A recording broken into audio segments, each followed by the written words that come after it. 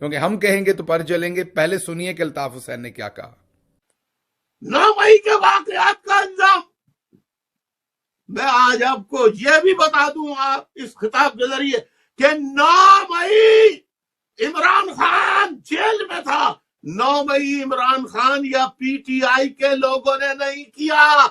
9 مئی فوج I S I نے conspiracy تیار کی تھی پہلے سے کہ یہ کریں گے, پھر لوگوں کے سامنے رونا روئیں گے کہ شہداء کی بے عزتی کر دی, شہیدوں کے, اور یہ کور کمانڈر گھر پہ حملہ کر دیا. قائد اعظم ہاؤس پہ, جسے قائد اعظم ہاؤس کہا جاتا تھا, یہی تو فوج تھی. تو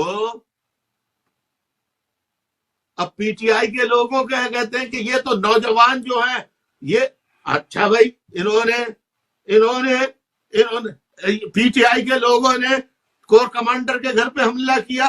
پی ٹی آئی کے لوگوں نے شہداء کی تصویریں اٹھا کے, مونومنٹس اٹھا کے وہ توڑے, ان کی بے حرمتی کی.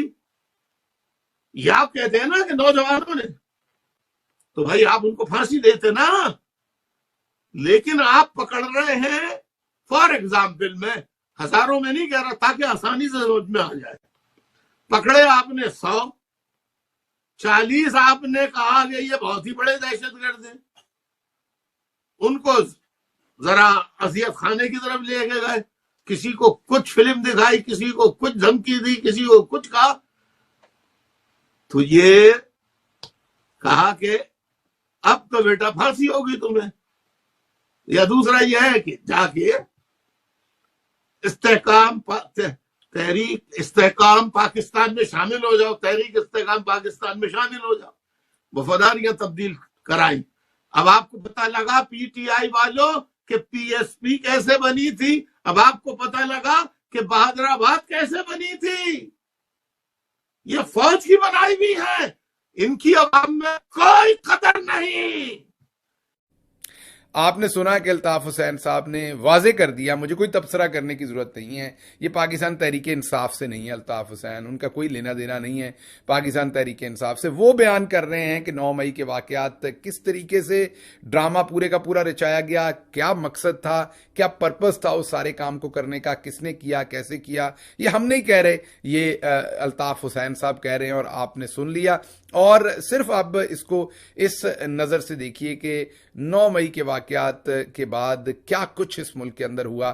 10,000 سے زیادہ لوگوں کو اوور نائٹ اریسٹ کر لیا گیا. 48 گھنٹوں کے اندر اندر عمران خان صاحب کو کس طریقے سے اریسٹ کیا گیا, کس طریقے سے مارجنلائز کیا گیا پاکستان تحریک انصاف کو, اس کی پوری جماعت کو کس طریقے سے زبردستی کی پریس کانفرنسز کروائی گئیں.